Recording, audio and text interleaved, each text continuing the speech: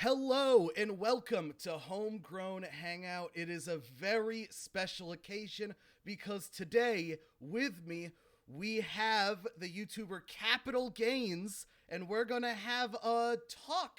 And we're going to talk a bit about socialism and capitalism, communism and syndicalism, all of these interesting ideas. We have very different perspectives, and I'm really excited to see where this conversation goes.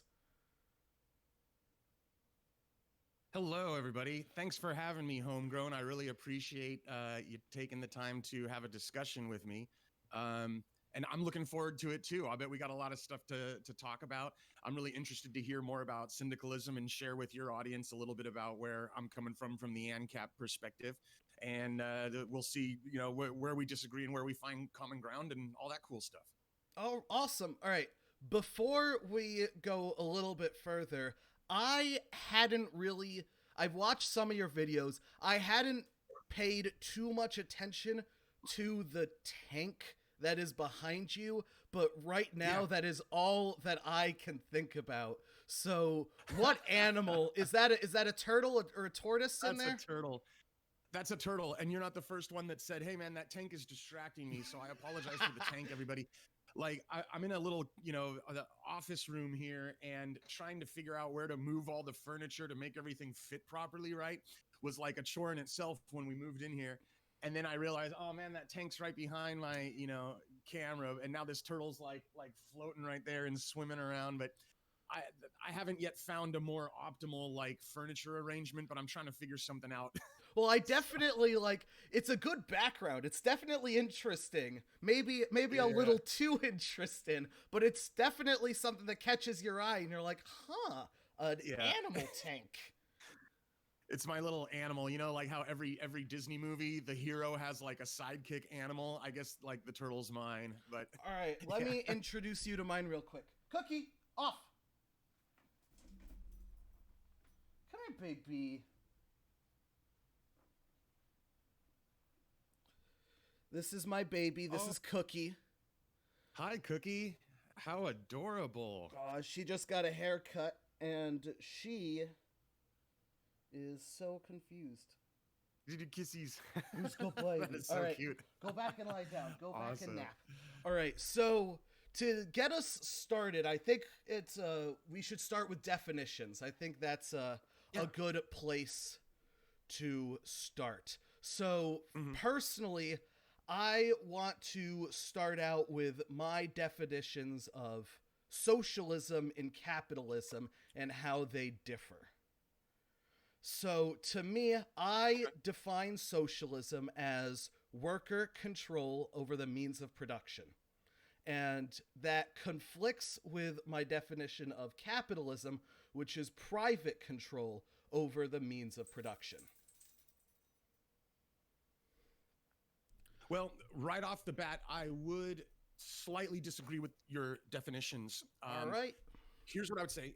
I would say socialism is defined as worker control over the means of production, but I would take it a little bit further. I would add a little bit extra there. I would say it's mandatory worker control over the means of production. And then I would you don't think disagree. so? No, Mm, I don't think so. Well, okay. that is so I actually watched one of your videos specifically. Yeah. I thought that your one video that you produced, I think it's like 20 minutes long or so, and it was about worker control over the means of production. I thought this is a great jumping off point.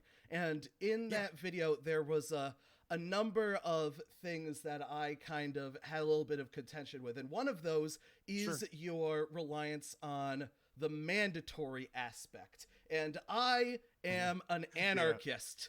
So I don't necessarily agree that socialism requires anything to be mandatory or there to Yeah. be a state mandating it. I Yeah. believe that socialism can be the workers collectively deciding that they are going to be in control of the means of production, and it is Mhm. not necessary for a state to mandate that the workers control the means of production. My thinking is that private control of the means of production, I don't want to ban it necessarily, make it illegal, Mhm. or have a state come down and say, you're not allowed to do this. Mhm. But I'm more a fan of it being made obsolete, of the workers deciding Yeah. that they don't necessarily like that mode of production. They're not going to sign Yeah. on with that mode of production. They're going to choose to sign on with a collective mode of production instead. Yeah. I got you. And I like the fact that you took that line of contention. This is one of the reasons why I feel like I enjoy more talking with leftist anarchists than with like leftist status, like, you know, of the tanky variety. Now, sometimes in my videos and in my arguments, I kind of go towards like the big government, you know, socialists, Well, when I say sure. things like mandatory and so on, right? Because you know, like a Bernie bro type or a Chapo type might say, hey, look, you know, we should make it illegal to have, you know, private ownership or whatever, you know. But thankfully, you know, refreshingly, you and several other ANCOMs and ANSINs that I talk to, they say, no, it shouldn't be made illegal, Aaron. What should happen is it should be made obsolete. Capitalism should be made obsolete. Private property should be made obsolete. And I say, well, that's harder for me to disagree with, in the sense that, like, if private ownership just ends up organically withering away, I don't really have a problem with that. My problem with it is trying to artificially ban it, or throw someone in prison for owning something they don't Of work on, course. or, you know, forcing a worker to assume liability ownership of of anything that they dare labor on. So when this was actually one of the questions I wanted to ask you that I wrote down, is, should private property be illegal? You already answered no, it should just be, you know, allowed to Well, wither I away and have go a extinct. I have a nuanced opinion that I Mm, have. So my opinion on things depends on the time scale. So mm, right now I am a lot more focused on the present time scale and what we should do now. Now that okay. conflicts with my ideas about potential futures. Now, in a Mm, potential future, I think it might not be completely unreasonable for the society to say, we are going to ban private ownership. We collectively decide that no one is going to do that anymore. And I would compare that similarly to the practice of slavery. That slavery used to be a predominant feature of the production process in mm, society, in culture, and in our country especially. And there mm, were those who thought that that mode of production was immoral and wrong, and they were the abolitionists.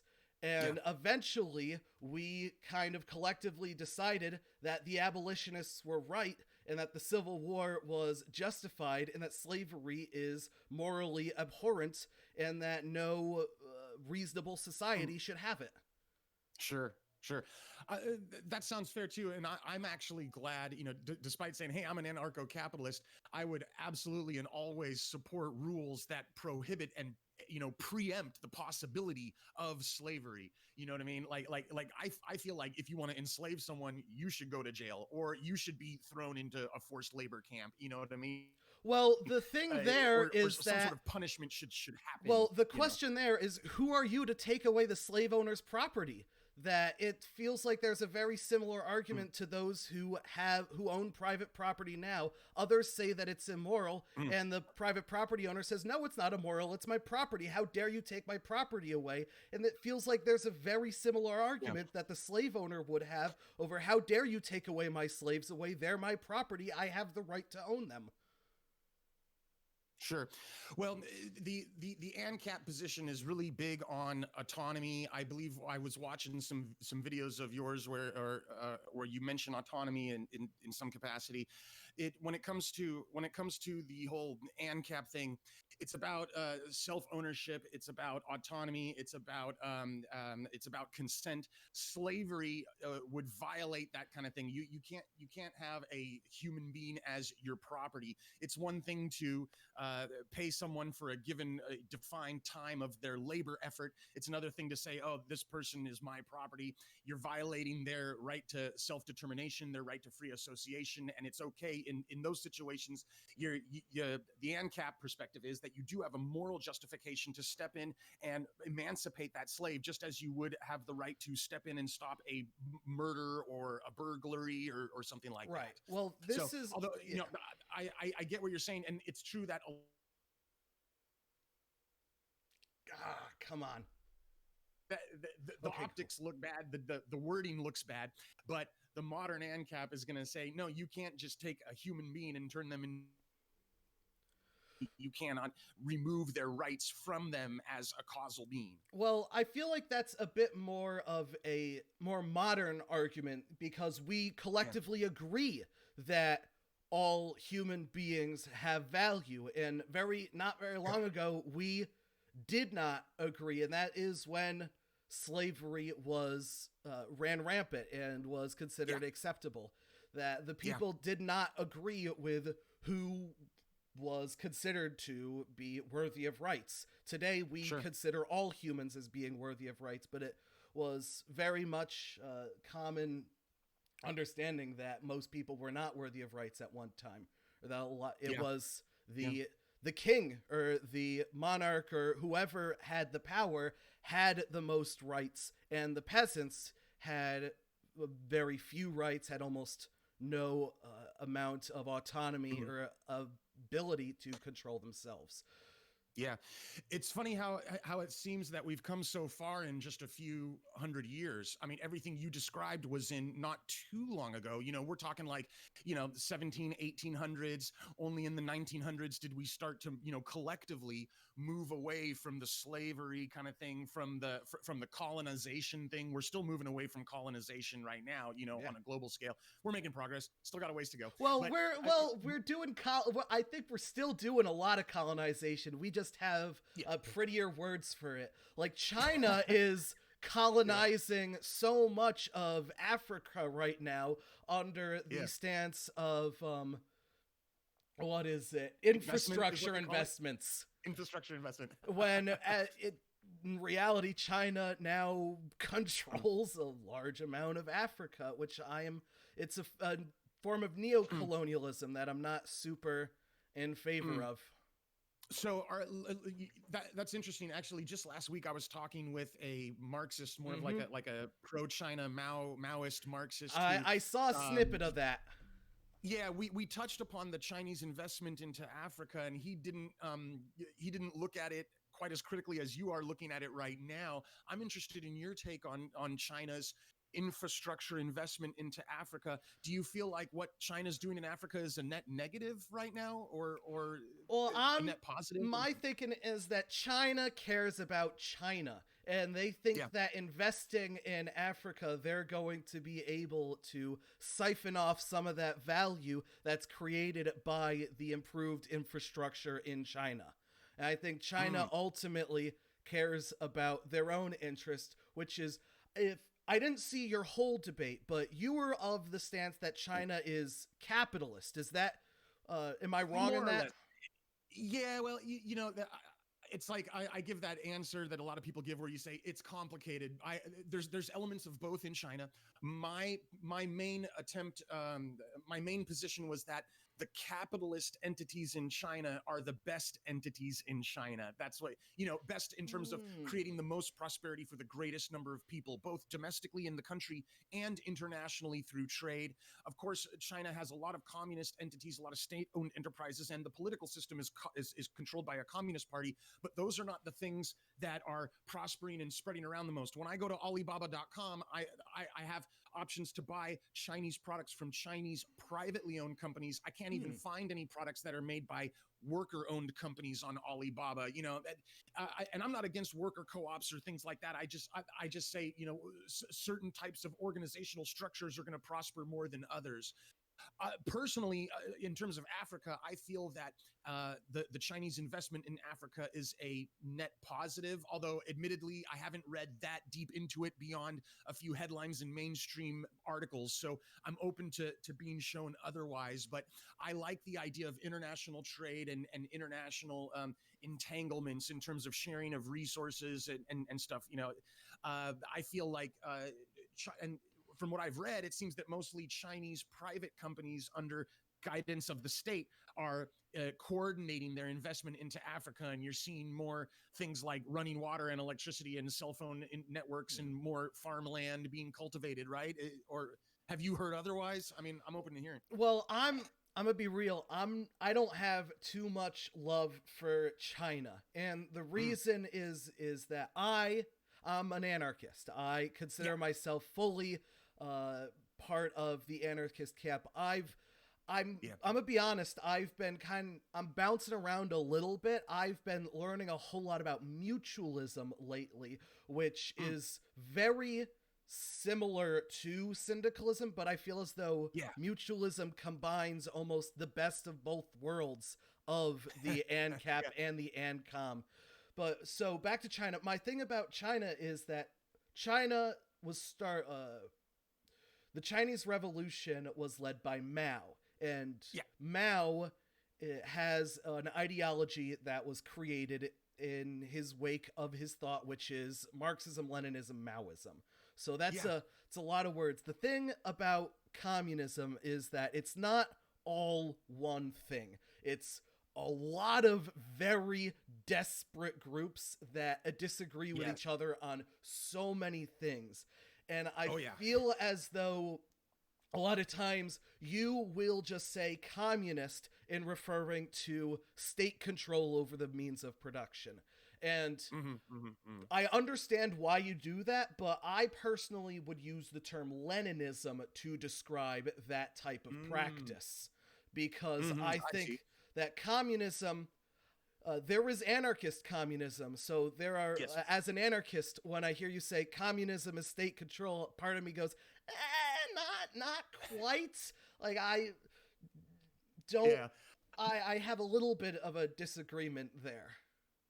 And you know what? Actually, I would concede this point to you. I am aware that communism has a wide umbrella with a lot of variants of it, and there can be some stark differences between different variations of self-described communism. So when you say that you would rather hear the phrase Leninism or Marxism or something personally, like that, that's a little nitpicky. Well, I understand completely why you use it. That is the common understood definition or the use of communism, and it's only those for the normies. Well, yeah, and it's only those who are communists who are in the know that are like, not quite. So, That's fair. The big spread between the left is there is the big spread. It is the Marxist Leninists, and then there are the anarchists. So a lot of people have a lot of misconceptions about Marx because they apply a lot of Lenin's ideas to Marx, and they say because Leninist regimes did bad things, that means Marx had nothing important to say, which I very much disagree with. Marx almost never talked about the future. He didn't really care about building socialism in the future. Marx cared about critiquing capitalism. And exactly. Marx had a bunch of critiques. That was the vast majority of what he had to say. But he has like one paragraph. He made a list of like 10 bullet points, or he was like, he says, I'm not going to deal in the future. If you want to know the future, go talk to a psychic and read a crystal ball if you want to understand how the future works. I'm not going to tell you the future. But at one point, he made a bullet point, a list of 10 things. And those 10 things where he was like, I don't know how it's going to work in the future, but maybe this will work. Who knows? I can't see the future. And those 10 bullet points were the basis of Leninism, essentially. It was that those were, we should have a centralized state, the workers should control the state acts on behalf of the workers, la-di-da, everything's fine. And the thing is that I don't blame Marx for the ideas of Lenin. Marx never saw those ideas ever put into practice. If he did, Yeah, I think true. he would understand a lot of the critiques of those systems. And my biggest critique of Leninism is that it is not the working class that is control over the state. It is the Communist Party that is in control of the state. And the Communist Party claiming to act on behalf of the workers is not the same as the workers being in control of the government. In control. That's true. When the state, the Russian Revolution and a lot of revolutions were either civil wars or coups. The Russian Revolution was a coup. It was Lenin seizing power of the state on behalf of the Bolshevik wing of the Communist Party. And that is not the same as the workers having any control over their workplaces, over control of the means of production. That's just the state controlling everything and ultimately setting the party up as the new ruling class that has the authority over the working people. I think that using a state apparatus is not the way to bring about a communist society. So all communists agree on a very small sliver of ideas, and those ideas are the goal. The goal is bringing about a classless, stateless, moneyless society, or that's what the claimed idea of communism is. Now, a lot of tankies seem really hard-pressed to ignore that whole stateless part of that, which is why I am not a big fan of tankies. I think that idolizing Stalin and other types of dictators is not the best way in getting the general populace to think you're a reasonable individual. That is a very good way of getting the populace to think that you are batshit insane who wants to simp for a dictator. They'll see you as no better than someone who simps for Hitler. Yeah. I'm glad you made that distinction too, and that clarification in terms of what communism means versus what Leninism or Marxism or Stalinism means, and I like how you maintain that distinction between like the big state tanky style leftist versus the anarchist like you. It sounds like you really are it sounds like you really are aware of and you really do try to adhere to the anarchist principle absolutely within communism. And that's one of the things that I like. I don't know if you notice this. Sometimes I mention I'm a big fan of bottom unity. I think that the anarchist left and the anarchist right should make an alliance to fight the authoritarians rather than have the left versus the right, and of course, eventually it'll be like, oh, now we're going to, battle again. But really, I find a lot more of common ground when it comes to the when someone says, look, I don't think there should be a communist party dictating to everyone from the top down. I just want to see the workers control the means of production. That doesn't sound as bad to me as the tanky version where there's this infallible single state party that just dictates to everyone what to do. That's all hail President Xi. He is of a glorious ruler who, with nothing but pure hard work and determination, rose himself up through the ranks. It's a meritocracy. He was a hard worker. And because he's a hard worker, that means it's the hard workers who are in control. Like, I'll argue with these people, and it's insane. Let me ask you this. A moment ago, you said you weren't a fan of China. Let me ask you this. How do I phrase it? Not like so much like what country would you rather live in, but when it comes to the real world application of these various ideas, if you were to compare, say, China to the USA, could you say that which one or the other more closely resembles your ideal society? Which one is further along towards a type of anarchist society that you like? Because obviously the USA has some regressive elements. China has some regressive elements in a different way. I mean, that's a fantastic question. I'm very happy you asked it. So the short answer is neither. I hate both of them. And I hate both of them because they are both rigid, hierarchical, authoritarian regimes, honestly, that the people with power have an incredible amount of power, and they wield that power against those who have no power. And I would bring up one of my personal favorite historical examples. And if you'll notice in the background, CNTFAI. Yes, the revolutionary Catalonia. See, that is, in my opinion, one of, not perfect. They fell to the fascists, so they did not succeed in the end, but I believe there's a lot of very good lessons to learn from the revolution that took place in Spain and was most, what was it? I'm sorry, I lost my words. It was, they had the most control over Catalonia and specifically Barcelona.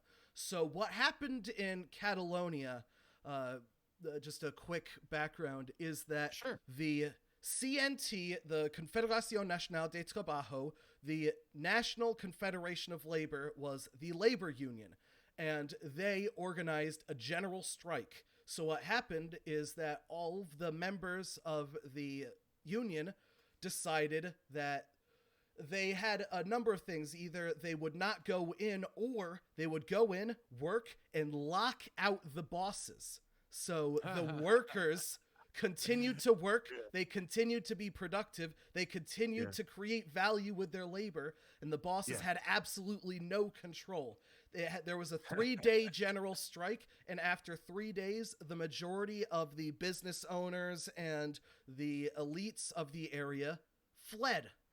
All right, and then the workers were able to control the workplaces. They didn't all flee. There was a large amount of violence and whatnot surrounding this, but following the 3-day general strike, the workers seized control of their workplaces, and the labor union, the syndicate, the CNT, had the greatest degree of control over the economy and over the area. And as a labor union being in control of the area, that is sort of the very first blueprint in the ideas of syndicalism. Yeah. So cool. Just a little bit more. The revolution in Catalonia was based on a book, and it was a book that I really enjoy. It's called The Conquest of Bread. It's the bread book. The bread book. The bread book. Yeah. It's the ANCOM Bible. And the Catalonian Revolution, they used the ideas that were put forward in the bread book to experiment with how to create communism that wasn't under the centralized control of a state. And there are many important lessons to be learned from that experiment. And the book that was written after that, which was Anarcho-Syndicalism Theory and Practice, was what branched that Catalonian Revolution, created the idea of syndicalism, of the labor unions being the one in control. Oh, you muted yourself. Sorry. There you go. Confusing these buttons. I'm not familiar with that second book you just mentioned. You said it was called Anarcho-Syndicalism Theory and Practice. Is that right? By Rudolf I'm gonna Rocker. write that down because I like reading books. Syndicalism Theory and Practice. If you have Spotify, personally for me, when I read books, I listen. I have ADHD. It's very hard for me to sit down and read a book. So I've actually found a Spotify channel called Audible Anarchist. And it's basically audiobook or audio format versions of all sorts of anarchist theory and anarchist literature. Left anarchist theory and literature, but still... No ANCAP stuff. I'll check it out then. It's been a fantastic resource. Cool. You know what's interesting, getting back to your explanation of what happened in Catalonia in Spain with the syndicalist movement. I like what you said when you were talking about how they locked out the bosses and they took over the means of production. So not to rewind too far. I guess I am rewinding too far, but back to definitions real Oh, quick. sure. I want to give you my definition of capitalism. When you said capitalism is private control of the means of production, I agree with that, but I would add, once again, I want to add a qualifier. I would say it's where private control of the means of production is allowed, not mandatory. In my version of capitalism, at least, maybe some status caps will disagree with me, but in my version of capitalism, there is definitely room for worker ownership of the means of production. But I don't think either form should be prohibited.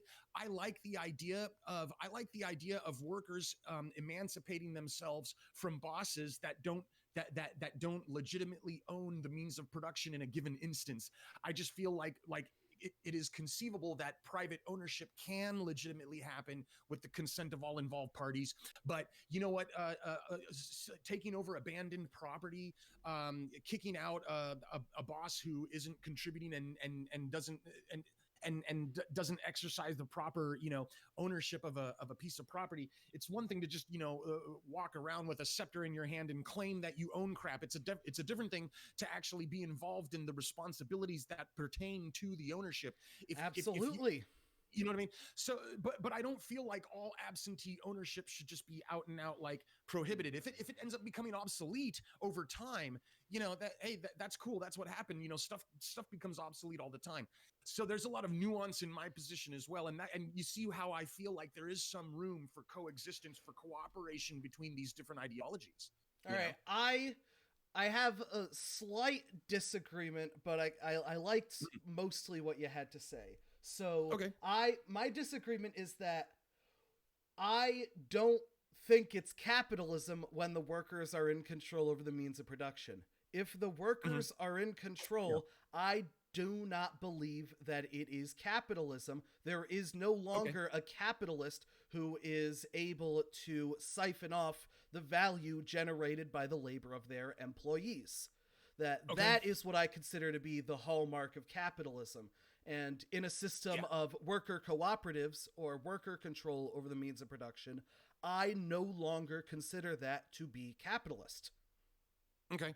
So let me ask you this then. If there's a worker owned and worker controlled means of production, let's say it's a car factory or whatever, but that car factory exists within a industry where there are 24 other competing car factories, and they and the worker owned car factory is at the mercy of the price mechanism insofar as they have to build a quality product at a competitive price because consumers can choose from 24 different car factories, and their prices are going to go up and down as demand ebbs and flows.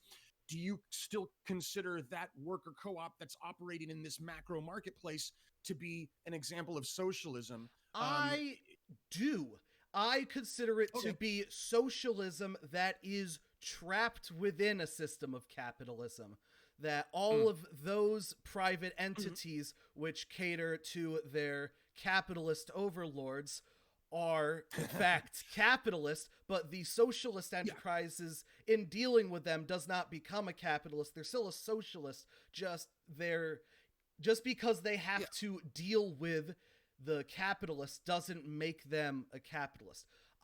There's a lot of people who consider trade in the free market to be capitalism, and I disagree. I think a free market and trade is not mutually exclusive with the ideas of socialism and communism at all. Well, to Leninism, sure, but not to like you've talked about market socialism in the past, and I consider market socialism to be within the legit socialism, though. Right? Well, within what with legit socialism. Sure, that sounds fine. You know what? And it's interesting. I like this phrase where it says, where they say, success has 1,000 fathers and failure is an orphan. So when it comes to something, when examples are thrown around of workers owning the means of production and say competing in a marketplace, economically, but these workers have democratic control of their workplace and they make the decisions and they are emancipated in that regard, then that's when everyone from both sides go, no, that's my ideology. That counts as capitalism, and someone else goes, no, that counts as socialism. And it can be either way. I feel like at that point, that's where we've collapsed, the dichotomy, and now we've found the common ground, right? Okay, you can call it socialist if you want, that's fine. I like the fact that you're making a quality product and you're competing on the marketplace, and I like the fact that the workers are making the decisions. That's cool. They can, if they feel like they want to, court outside investors at some point, that's fine. But if they don't want to do that and they want to maintain ownership within the worker ranks alone, then that's also fine. And that's a thing. When it comes to anarchism, you have to be open to the possibility, that the very strong possibility that competition and market forces will happen despite, no matter how much you love democracy. Because if you're gonna move to like the planned economic aspect where everything is planned and there's like a top down thing, that's when you get into tanky land. Mm-hmm. If you want to stay away from the tanky stuff, from the top down stuff, there's a much, in my opinion, there's a much greater chance of market competition or a non-monopoly thing happening. You know what I mean? That's where you're going to have more car companies competing, not less. That's where you're going to have more consumer choice, not less, and also more worker choice. Which is a good thing. Yeah. All right. So from here, I kind of wanted to jump backwards a little bit, back to the definitions again. So okay. When I was watching your one video, you gave some interesting examples. You presented the example of a plumber, a painter, and a burger flipper. So I love this one. You claim that the plumber does not own the toilet that he is working on and is therefore not an owner of the means of production. And in looking at that argument, I want to just ask you straight up. Yeah. I think we have a slight disconnect in our understanding of what the means of production actually refers to. So I would ask you, how would you define the means of production? Right? Yeah. Well, I was trying to be sneaky with my concepts and how workers associate and how labor is dispensed and how labor is used in an economy. The means of production. So I'll concede right here. The plumber can totally own the plumbing company, and he can own the plumbing van, and he can own the pipe wrench. And then, and then he can own his plumber company. You can call it Syndicalist Plumbing Co. But then he has to go. But what does he do for a living? He works on other people's sinks. Or toilets. What if he has to fix a factory toilet? So it's like the factory outsources the plumbing services because the toilet only gets. Oh God, you can't own his means of production, right? If he owns his own plumber company, and part of his work is fixing other outside owned stuff that he doesn't own, right? Well, the thing is, my disagreement is that the toilet that he's fixing, that toilet, is not the means of production. The means of production are what he uses, his labor and his tools that he uses in order to accomplish the service. The toilet is not the means of production. The toilet is the product that his labor applies a service to. Just like the wall that the painter paints, they don't own the wall. The wall is not the means of production. The wall is the product that their labor is being applied to.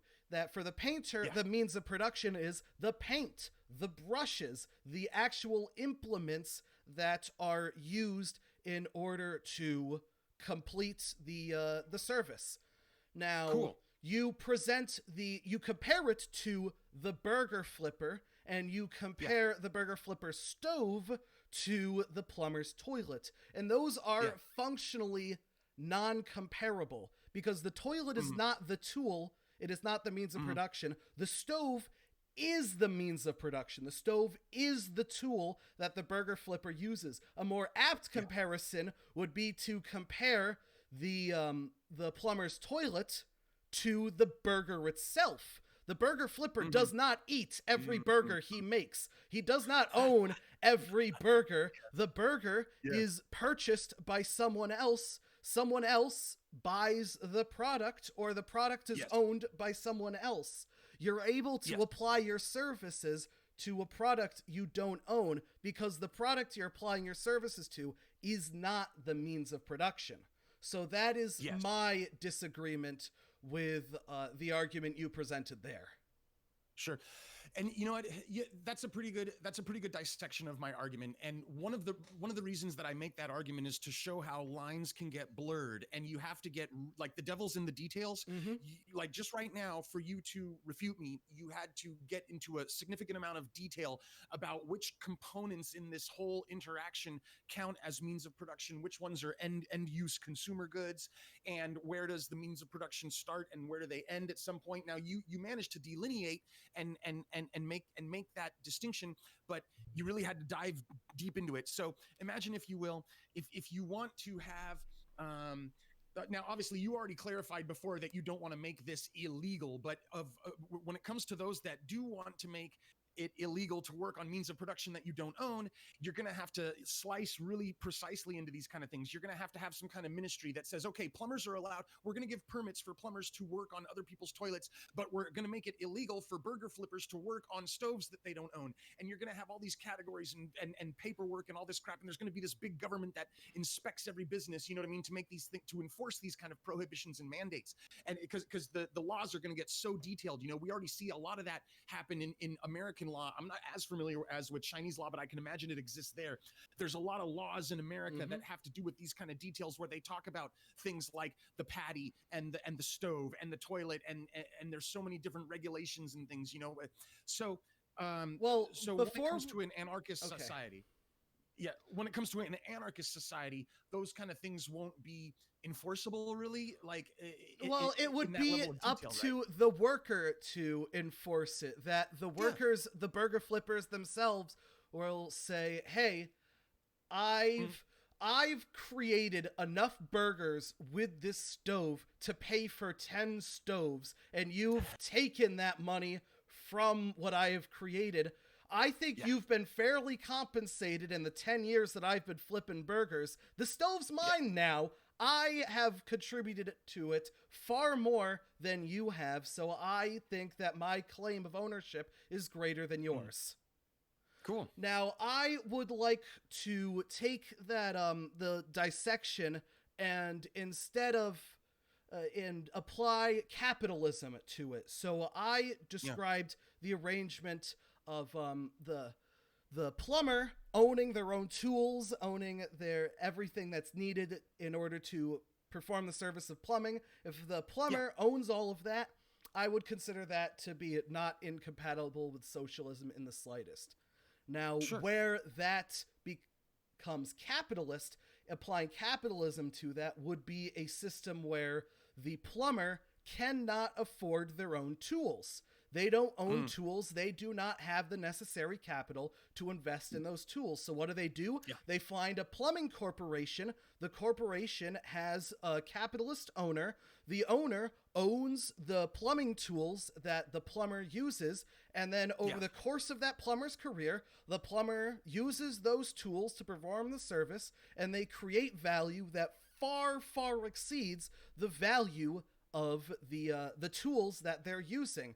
And now the capitalist owner of the plumbing enterprise gets to passively take his cut of every single time the plumber fixes a toilet or a sink or whatever. And that is an arrangement that I feel as though the capitalist has contributed far less to the arrangement than the worker has, yet the capitalist is able to receive far more and siphon off far more than they ultimately contributed. And I think that type of arrangement is immoral. You know, the way you emphasize like the far more and so on, it is true that a worker, like a wage laborer, is going to generate more value than they get paid for in their paycheck and so on. But it's generally not a situation where, say, a worker creates $50 of value in 1 hour and then gets paid only, $10 of it. Usually they're getting paid a far larger proportion. Say they create $50 of value in 1 hour and they get paid maybe $35 of it, and then the other $15 goes to the business owner.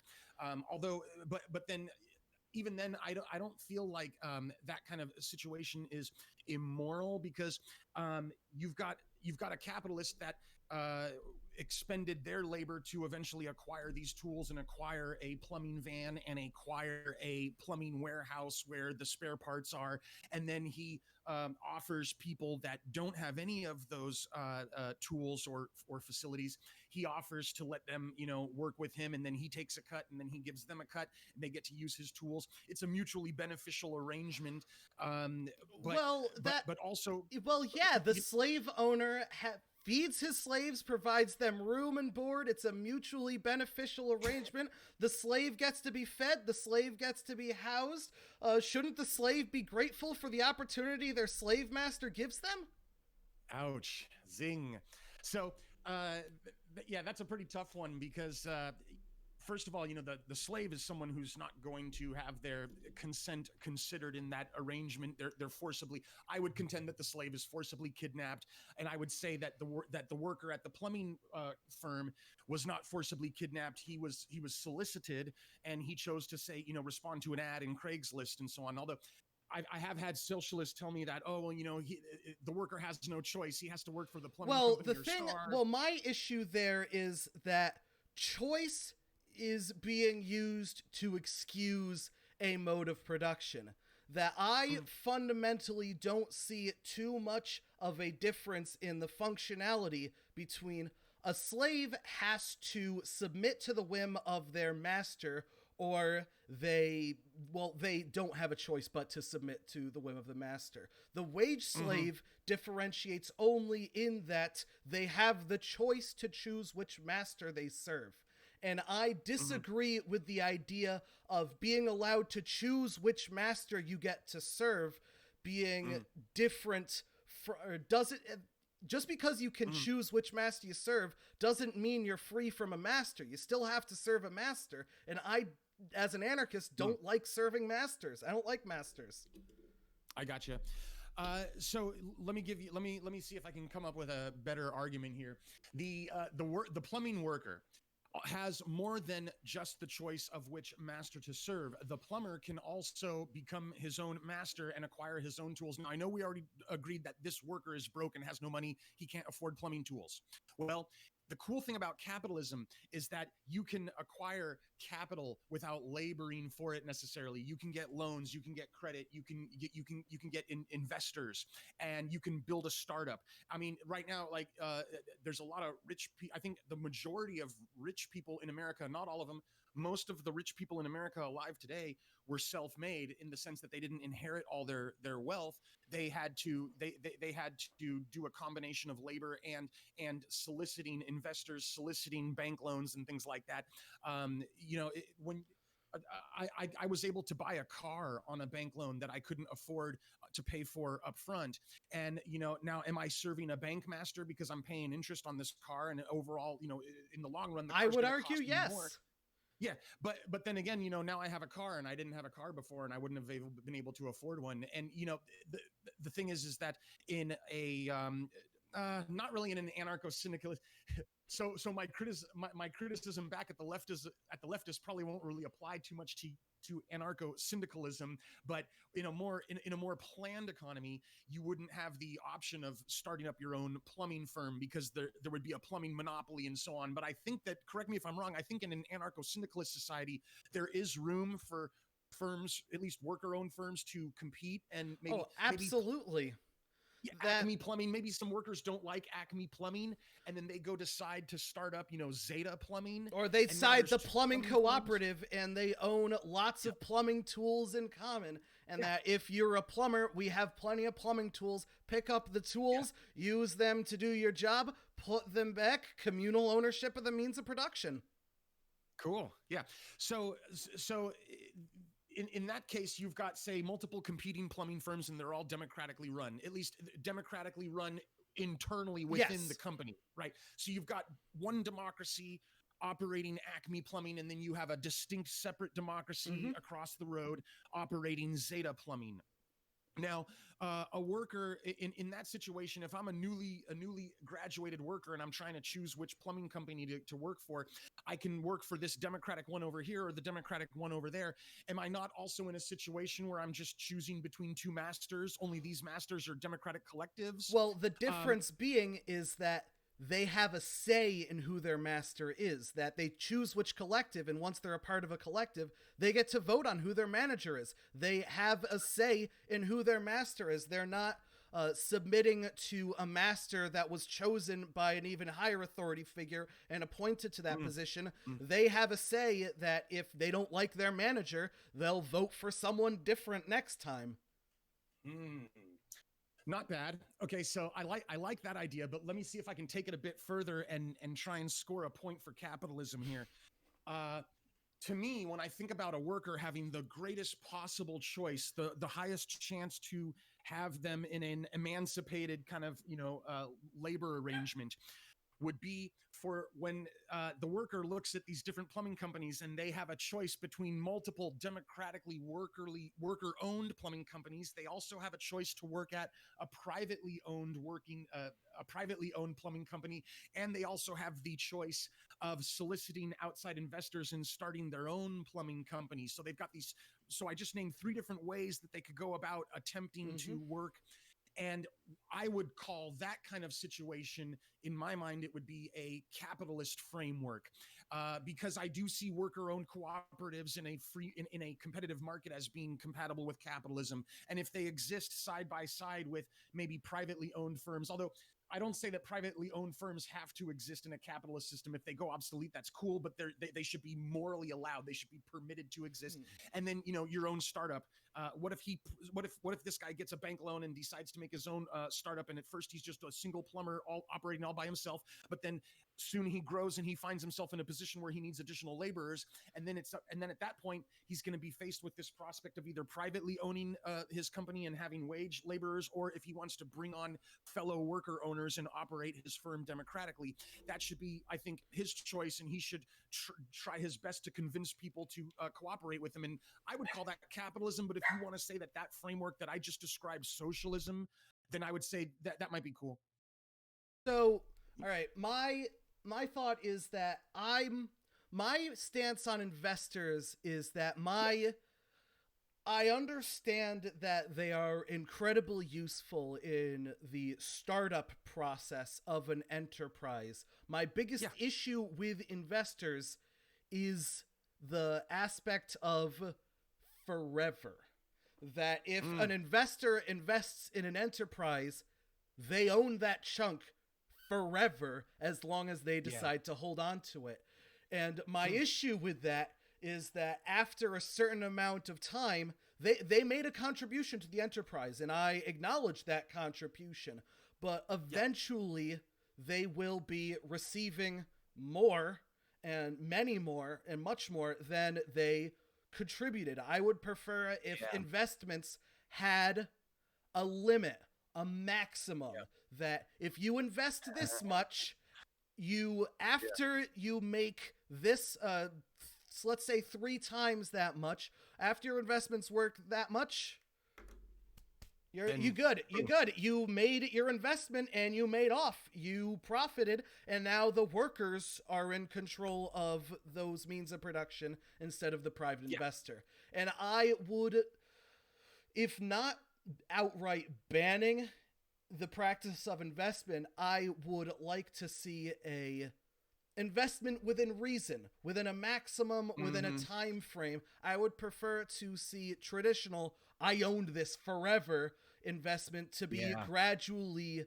replaced with you work it off. So the laborer, eventually, as their labor has contributed more to the enterprise than the initial investment, that contribution that is greater should have greater amount of say and control, a greater ownership claim.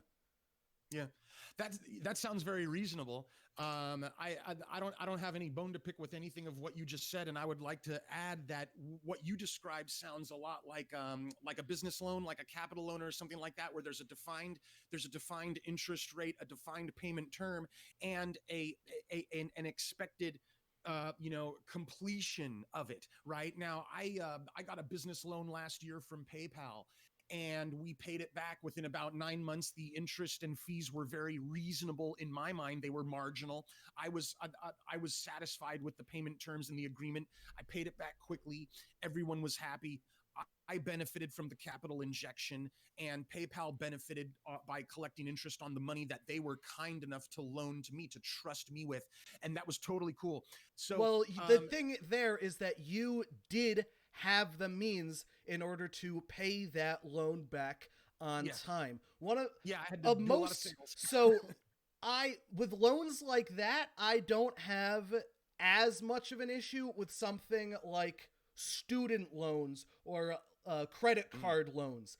For those types of things, I have a big issue because the issuer knows that you're not going to be able to pay it back within a reasonable time. They purposefully give you a ridiculous everything, so that way you only make your minimum payment, your debt only increases, and then you are under their thumb for the rest of your life. I think that type of arrangement that is predatory and should have some serious consideration into the moral basis of it. Yeah, I agree with you, man. Seeing some of these financial instruments that exist today are really obscene, like the paycheck loans, where the interest rate is like hundreds of %, and people end up having to get a paycheck loan every time they. Get paid, payday loans are horrible. Yeah. And then like credit cards with like a 30% APY, where you get a couple $1,000 limit, and you're not making a huge amount of money, and you can barely afford the minimum payment, and then eventually they're calling you and you can never pay the balance down, and it just seems the bill gets bigger every time it arrives. Comrade, get the guillotine. Yeah. then you're going to erect the guillotine in front of the bank office, right? Hey bankers, it's time for you to reap what you sow. Yeah. You know what, man? And I morally, I feel the same way as you do about those kind of arrangements. And I very much do not like them. They leave a bad taste in my mouth. You know what I mean? But the thing is I think about like the slippery slope. If we make one kind of ridiculous financial instrument illegal, then, how long until we make all of them illegal? That kind of thing. One of the things that I think about when I think about like a free market and autonomy is that it's kind of a double-edged sword. They say, let the buyer beware. Now, how do you stop people from victimizing themselves with these unfavorable financial instruments and putting themselves under mountains of debt just so they can get some Gucci? Well, my biggest issue is that I feel as though capitalism enables those institutions and encourages them to act in those ways, because those ways are incredibly efficient at generating massive amounts of revenue and profit. And ultimately, at the end of the day, that's what the capitalist enterprises care about. They want profit. They don't really care about the people. They just want to make the dollar number go up, and they'll do anything possible in their power to make it happen, regardless of the morality of it. And because it was successful, that means morally it was correct. I've heard that type of argument that under capitalism, anything that increases your profit or it raises the bottom line is a good decision. It's good that you did it because you profited from it. And that type of idea of moral system, I'm not sure I can subscribe to it. I'm not sure. I feel as though it's the best way to arrange society. Yeah.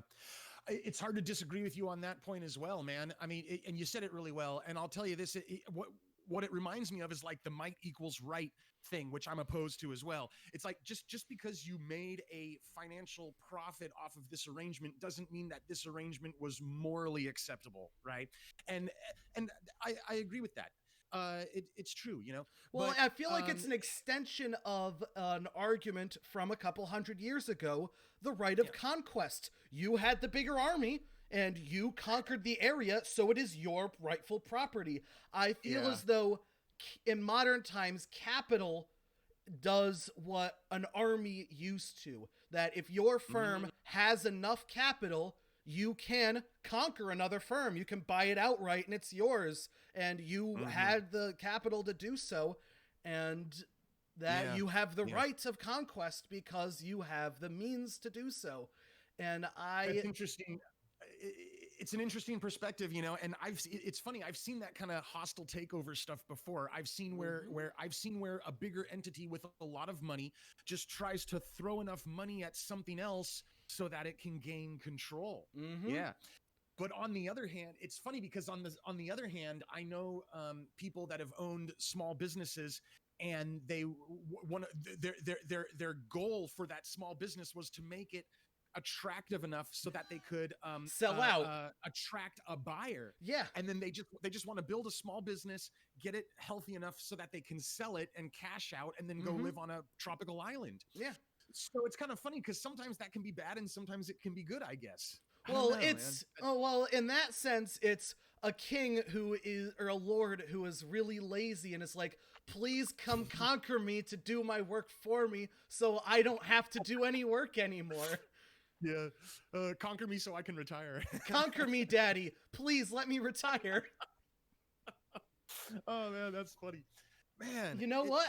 I think that, I think it's 2:00 right now for me. I think this is a good place for us to end for today. I would love to talk to you in the future. I think this was a fantastically productive conversation. Thank you so much for coming on. Thank you, man. And I agree. I would like for us to set up a part 2 sometime soon. This hour flew by. Absolutely. I feel like you've got a lot of perspective and you're educated on all these topics. And I like your nuance and I like your open-mindedness. And I got to say, you know, it's people like you, it's anarcho-syndicalists like you and anarcho-socialists that help me feel like I'm gaining a more appreciation for their perspective, much more so than any tanky could ever. The tanky types turn me off. People like you make me feel like your ideology has something to say, even if I don't necessarily disagree with even though I don't necessarily agree with all of it, I can appreciate the arguments and appreciate the criticisms that you have. And I want to hear more, basically. Well, you know what I mean? My stance is that our ideologies, I don't think are very different at all. I think the main difference between our ideas is the definitions that we apply to those ideas, and that we are incredibly wrapped up in the definitions that we use. And that's why I think it was great that we started with definitions, because it helped provide a basis of our understanding. And that once we strip down to the definitions, strip those back, we really are a lot closer than one might seem. Yeah. And yet the difference, and it helps us separate the wheat from the chaff. And when we do we find a lot of common ground, but there are, of course, still some very serious differences. And I like hearing, I don't know, man. I can't get enough of hearing the criticisms of capitalism, especially like the anarcho-capitalist stuff, because I find it so fascinating. You and I obviously want the same thing. I feel I haven't even gotten into my neo-feudalist argument against anarcho-capitalism. I think that might have to wait for the next episode. Okay, cool. Well, thanks again for having me on, man. Let's arrange another discussion soon, and I'm gonna do some homework in the meantime. Absolutely. And and check out that Spotify that you recommended. Awesome. All right. Well, have a good one, and I will see you again. Thanks, everybody. Thank you. Bye. All right, now let's do a little doobly doo. Oh, great. Oh no.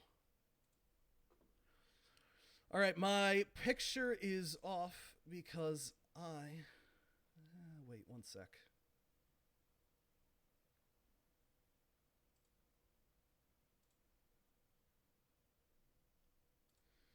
And before I get into share. All right, I'm big now.